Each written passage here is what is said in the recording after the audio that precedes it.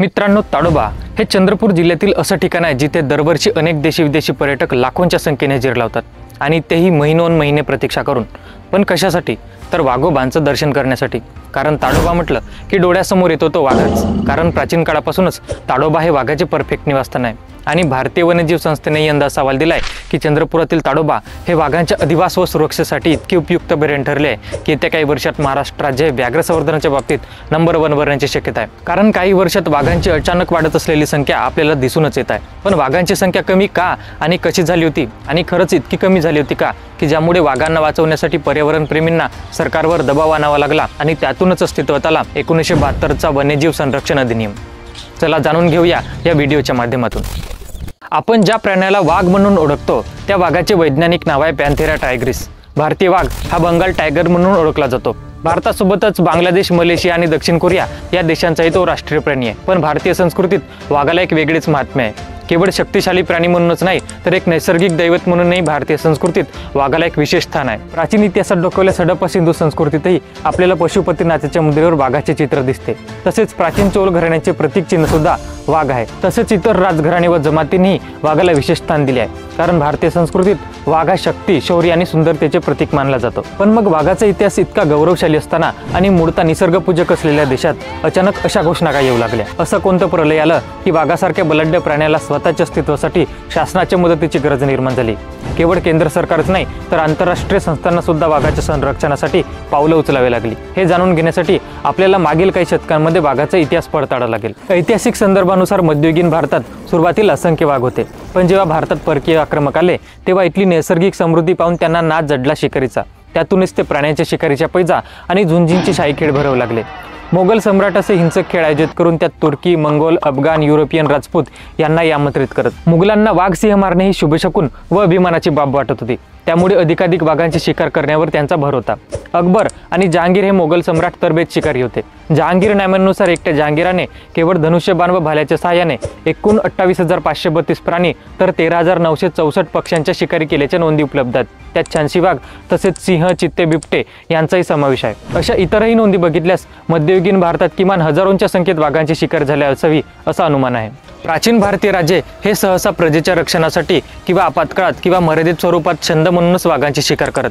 पण मध्ययुगीन व आधुनिक काळातल्या काही सत्ताधीश व राजसंस्थानिकांनी हौसेसाठी व खोट्या प्रतिष्ठेसाठी जास्तीत जास्त वाघ मारण्याचा प्रयत्न केला व ते काम सोपे केले लांबूनच शिकारीला टिपता येणाऱ्या एका बंदुकीने.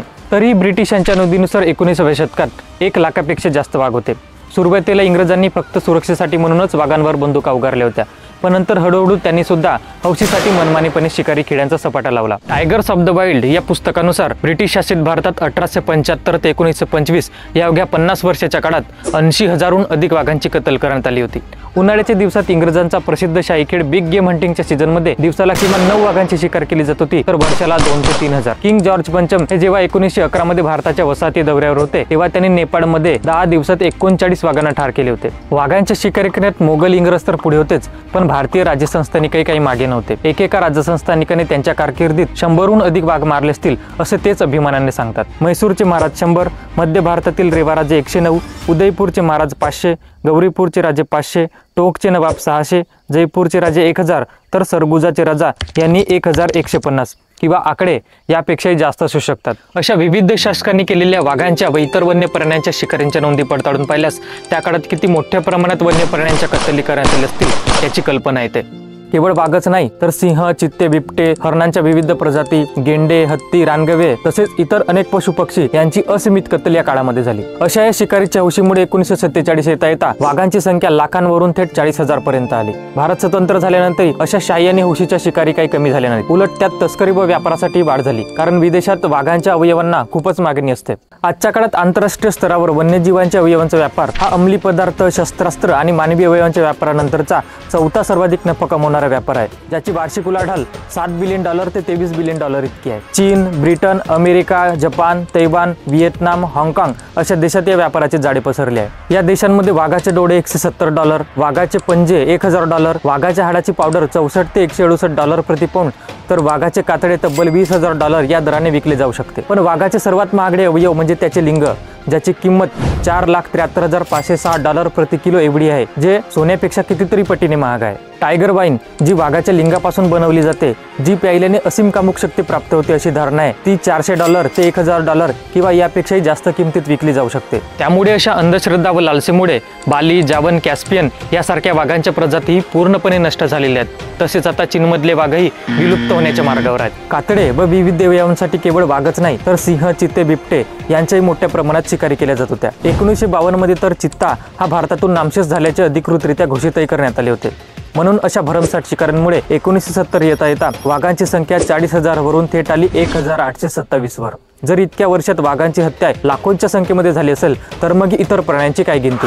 म्हणूनच अशा बेसुमार शिकारींमुळे वाघांची घटती संख्या लक्षात घेता सन 1969-70 मध्ये IUCN म्हणजे international union for conservation of nature या संस्थेने नामशेष होणाऱ्या प्रजातींच्या रेड लिस्टमध्ये वाघांची नोंद केली।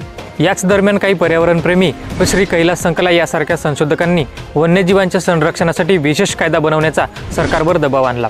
तेव्हा भारत सरकारने वनस्पती व इतर सजीवांच्या विभिन्न प्रजातींची सुरक्षा व संवर्धनासाठी 1972 मध्ये पारित केला वन्यजीव संरक्षण अधिनियम आणि तेव्हापासून भारतात वन्य प्राण्यांच्या शिकारींवर कायदेशीर बंदी घालण्यात आली।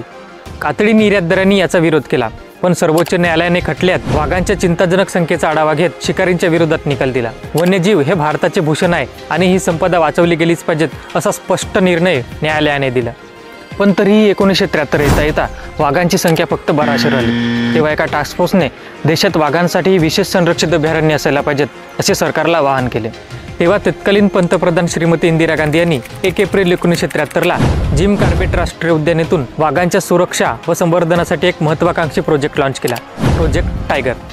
या प्रोजेक्ट टायगर अंतर्गत वाघांच्या अधिवासासाठी उपयुक्त असणाऱ्या विविध वन क्षेत्रांमध्ये व्याघ्र प्रकल्पांची निर्मिती करण्यात आली। प्रोजेक्ट टायगरच्या प्रयत्नांमुळे वाघांची संख्या 1990 पर्यंत 3500 पेक्षा जास्त झाली, परंतु 2002च्या सर्वेक्षणात पुन्हा वाघांच्या संख्येत 60% घट नोंदवण्यात आली, कारण पुन्हा अवैध शिकार आणि त्यासाठी होणाऱ्या धातूच्या सापड्यांचा वापर। मध्य प्रदेशमधल्या पारंपरिक बहेलिया शिकारी टोळ्यांनी मध्य प्रदेश, महाराष्ट्र आणि कर्नाटकमधल्या वाघांची अतोनात शिकार केली। राजस्थान, हरियाणा आणि पंजाबमध्ये सक्रिय असणाऱ्या बाबरिया शिकाऱ्यांनी सुद्धा विविध राज्यांत अनेक वाघांची शिकार केली। तसेच अशा स्थानिक शिकारी टोळ्या व जमाती इतर राज्यातही सक्रिय होत्या। उत्तरेचा वीरप्पन म्हणून ओळखल्या जाणाऱ्या संसारचंद या शिकाऱ्यानंतर राजस्थानमधील सरिस्का व्याघ्र प्रकल्पातील संपूर्ण वाघ संपवून टाकले होते। जेव्हा त्याला अटक झाली तेव्हा त्याने तब्बल 470 वाघांच्या कातड्या तर 2130 बिबट्यांच्या कातड्या नेपाळ आणि तिबेटमध्ये विकल्याचे कबूल केले। इतर देशातील कमी झालेली वाघांची संख्या आणि भारतातील वाढती संख्या यामुळे आंतरराष्ट्रीय माफियांचे लक्ष भारताकडे वळले होते। त्यामुळे या काळात अशा शिकाऱ्यांनी एखाद्या सिरियल किलर प्रमाणेच वाघांच्या हत्येचे एक सत्र सुरू केले होते। वन विभाग, सरकार आणि पर्यावरणप्रेमी अशा शिकाऱ्यांमुळे हैराण झाले होते। त्यामुळे व्याघ्र संवर्धनात आवश्यक सुधारणा करणे आणि सुरक्षेला बळ देणे गरजेचे होते। तेव्हा डिसेंबर 2005 मध्ये पंतप्रधान मनमोहन सिंग यांच्या कार्यकाळात भारत सरकारद्वारा NTCA म्हणजेच नॅशनल टायगर कन्झर्वेशन अथॉरिटीची स्थापना करण्यात आली आणि वन विभाग पुन्हा नव्या जोमाने कामाला लागले। पण पहिले पाऊल उचलण्याआधी उरलेल्या वाघांची निश्चित संख्या माहिती करणे गरजेचे होते। तेव्हा 2006 मध्ये NTCAच्या स्थापनेनंतरचे पहिले व्याघ्र सर्वेक्षण करण्यात आले। या सर्वेक्षणाच्या निष्कर्षाच्या आधारे भारतातील एकूण वाघांच्या संख्येचा जो आकडा नोंदवला गेला होता तो अतिशय चिंताजनक होता, फक्त 1411। शासनाचा इतका वेळ, इतकी शक्ती आणि पैसा धुळीस मिळाला अशा शातीर शिकाऱ्यांमुळे। अख्खीच्या अख्खी जंगले व्याघ्रमुक्त झाली अशा भरमसाठ शिकाऱ्यांमुळे। तर मित्रांनो, आज आपण या व्हिडिओमध्ये समजून घेतलाय की इतकी वर्ष वाघ जंगलातून विलुप्त का झाले होते आणि सहजासहजी का दिसत नव्हते। पण वाघांची संख्या कमी होण्यामागे शिकार हे मुख्य कारण असले तरी ते एकमात्र कारण नाही। अधिवास नष्ट होणे, शिकारी प्रजाती नष्ट होणे, बदलते हवामान, जंगल तोड, प्रदूषण इत्यादी विविध कारणे आहेत।